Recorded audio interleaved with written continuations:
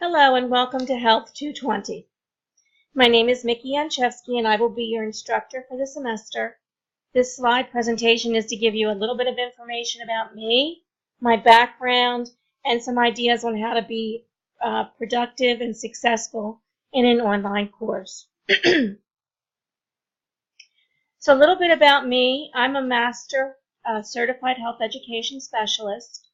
That's my certification area. I have over 30 years experience in health education. I've been a classroom teacher in K through 12, grades 3 through 12, in private and public school systems.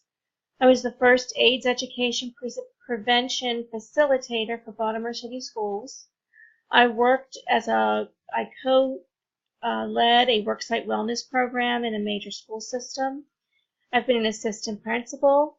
At a community college, I developed health career programming. I was an administrator at that community college, and now I'm a professor at Towson University. I have both my bachelor's and master's degrees in health education. I've taken some doctoral level courses in women's health and human sexuality, and I'm currently enrolled in a doctoral program in instructional technology. About me personally, I like to ride bikes. When it's warm. I don't like to ride in the cold. I like to swim every day when it's warm. And I love water. This is a photo of Rocky Point, which is a location in Baltimore County. But I love being at the beach. I love being around any type of water. So let's talk about the course Health 220. This course is designed to help you look at diverse perspectives on sexuality. And that means that you all are probably going to have somewhat different opinions about what you think is appropriate or not appropriate.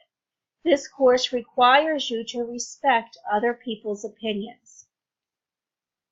You have to be open to hearing other points of views, reflect upon them, and most importantly, reflect on the cultural influences that have caused you and your classmates to create the opinions that they all have. So again, throughout the semester, I would expect you to be a little uncomfortable at least once because you're going to be looking at your personal beliefs and feelings about sexuality, which is typically a very private, personal area that we don't talk a lot about in the United States. And you're going to have to be willing to listen to other people in your class via discussion boards to see about how their ideas differ from yours, and then to really think about why you have the opinions you have, the values you have, and what in our culture has influenced you to have them. And those could be parents, friends, religion, pop culture, the media. So I'm going to ask you to consistently think about that throughout the semester. So I want to give you some key points to passing an online class. And a key issue about this class is that it is only 3 weeks instead of 14.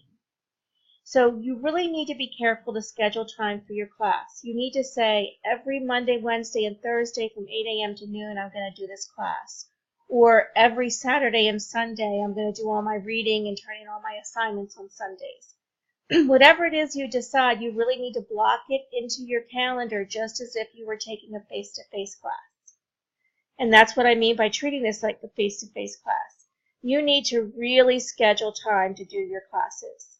You need to stay on top of all of your assignments because your assignments are going to happen very quickly. We're going to go through 3 to 4 weeks worth of work each week, so there's a lot of assignments due very rapidly. And if you have any problems or concerns, you need to make sure you contact me. When we go over the syllabus, you'll see several ways that you can contact me. Some other tips: for every lesson and or unit, there are a series of quizzes. The quizzes are designed for you to have as study guides for your tests. They provide you time to practice on your equipment. It's important that you take the quizzes at least once so that you can practice on the equipment where you're going to take your test. Your tests need to be taken on computers, not iPads, tablets, or phones. And your tests ideally are taken through a wired computer system, not a wireless computer system. I personally have never had a problem with wireless computer systems at Towson, but the Towson University recommendation is that it's always on a wired system. The next thing is that these quizzes are designed to help you know what to study.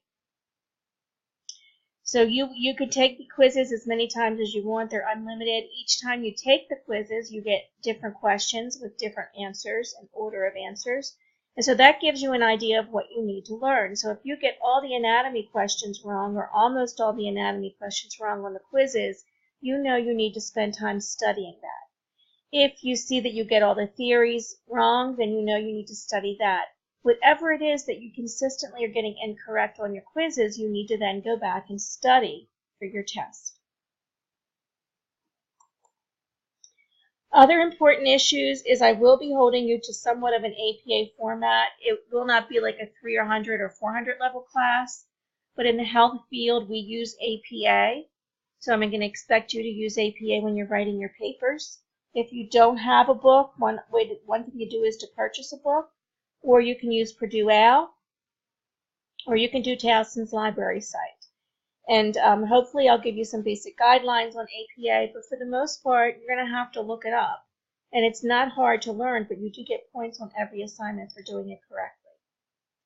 Spelling and grammar, again, I'm not going to hold you to the same standard as a 300 or 400 level class, but I do expect you to write complete sentences with noun-verb agreement, no tense shifts, some basic grammatical issues that come up. I'm going to hold you to those. The more advanced grammatical issues, I will highlight them on your papers and share them with you, but you will not lose points for them. For every paper you submit, you need to make sure you have an introduction to the paper, a body of the paper, and a summary of the paper. One thing that people do incorrectly is they introduce the topic and not the paper. You are supposed to introduce the topic, but then at the end of your introduction, you're supposed to tell the reader what it is they're going to read. So if you were writing a paper for your